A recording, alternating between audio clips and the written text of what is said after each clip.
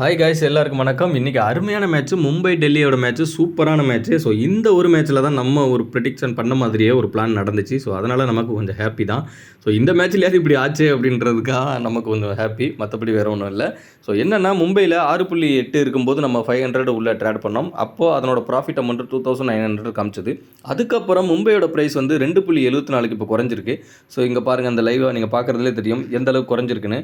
டெல்லியோட price வந்து 1.56க்கு போயிடுச்சு. So கூடிருச்சு அதோட ப்ரைஸ். இதுக்கு முன்னாடி 1.08ல் இருந்து. ஸோ இப்போ கூடவும் இப்போ நம்ம புக் செட் பண்ணணும் இல்லையா, ஏன்னா போட்ட ப்ரைஸ்லேருந்து குறையுது. ஸோ புக் செட் பண்ண போகிறோம். இப்போ 1.58ல் நான் ப்ளேஸ் பெட் கொடுக்குறேன். ப்ளேஸ் பெட் கொடுக்குறதுக்கு ட்ரை பண்ணிக்கிட்டு இருக்கேன். பாருங்கள், 1.57ல் பிரித்து போட்டேன் அப்படின்னா 700 சம்திங் அமௌண்ட் வர்ற மாதிரி பார்க்குறேன். ஏன்னா அது நல்ல அமௌண்ட் தான். 700 அப்படின்றது ஒரு நல்ல அமௌண்ட் தான். ஸோ அதில் என்ன ஒன்றும் ப்ராப்ளமே இல்லை நமக்கு. ஸோ அந்த அமௌண்ட்டே போதும் அப்படின்னு சொல்லி நான் ப்ளேஸ் பெட் கொடுக்குறேன். ஸோ இங்கே பாருங்கள், 1.57ல் ப்ளேஸ் பெட் ஆகுது. ஸோ இந்த அமௌண்ட்டு நமக்கு கண்டிப்பாக யார் தோற்றாலும் ஜெயிச்சாலும் நமக்கு கிடைக்கும். ஸோ இதுதான் நம்மளோட எய்மு. எவன் தோற்றாலும் ஜெயிச்சாலும் நமக்கு ஒரு அமௌண்ட் வரணும். அதுக்கப்புறம் என்ன வேணால் மேட்ச் ஆகிட்டு போட்டோம், யாரும் என்னமும் பண்ணாலும் பரவாயில்ல அப்படின்றது தான் நம்மளோட எண்ணம். ஓகே, தொடர்ந்து வாட்ச் பண்ணுங்கள். கண்டிப்பாக உங்களுக்கு புரியும். தொடர்ந்து பார்த்துக்கிட்டே இருங்க வீடியோ.